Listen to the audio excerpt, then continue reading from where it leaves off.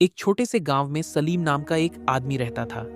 उसकी बीवी आयशा बहुत ही नेक, सब्र करने वाली और अल्लाह से डरने वाली औरत थी।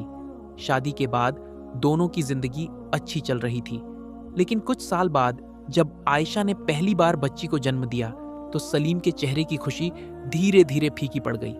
मुझे बेटा चाहिए था, उसने ठंडी सांस लेकर कहा। आयशा ने मुस्कुराते हुए कहा, अल्लाह जो देता है वही बेहतर होता है। लेकिन यह बात सलीम के दिल में नहीं उतरी।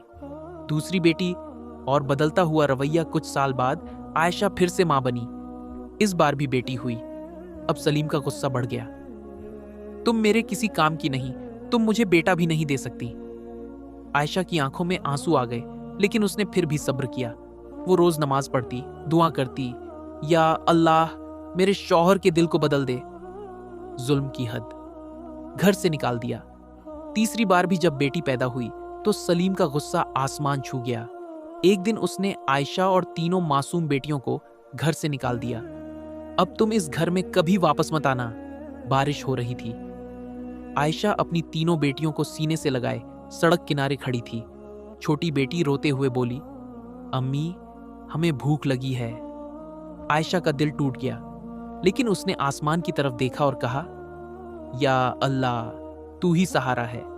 मुसीबत में भी सब्र। आयशा ने एक पुराने टूटे हुए झोपड़े में पनाह ली। वो लोगों के घरों में काम करने लगी, बर्तन धोती, कपड़े साफ करती और अपनी बेटियों को पालती। रात को जब सब सो जाते वो रो रो कर दुआ करती, या अल्लाह मेरी बेटियों को अच्छी जिंदगी दे। बेटियों की परवरिश समय बीतता गया। आयशा ने अपनी बेटियों को अच्छे संस्कार दिए, नमाज, कुरान, अदब सब सिखाया। तीनों बेटियां बहुत समझदार और नेक बन गईं। लोग कहते, देखो कैसी परवरिश की है इस माँ ने। अल्लाह का करिश्मा। एक दिन गांव में एक बड़ा व्यापारी आया। उसने आयशा की बड़ी बेटी को देखा। उसकी सादगी और अखलाक से बहुत प्रभावित हुआ। उसने अपने बेटे के लिए रिश्ता भेजा।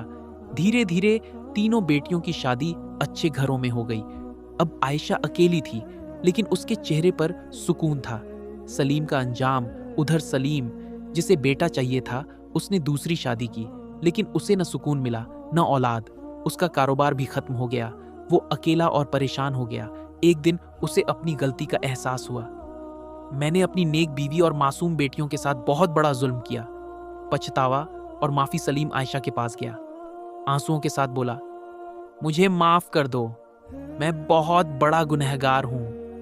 आयशा ने उसकी तरफ देखा और कहा, अल्लाह माफ करने वाला है, अगर दिल से तौबा करो। कहानी का मोरल, बेटियां अल्लाह की रहमत होती हैं, बोझ नहीं।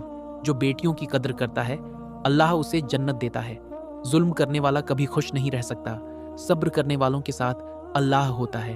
आखिरी बात, अगर इस कहानी ने आपके दिल को छू लिया हो तो याद रखें, औलाद चाहे बेटा हो या बेटी, सब अल्लाह की नेमत है।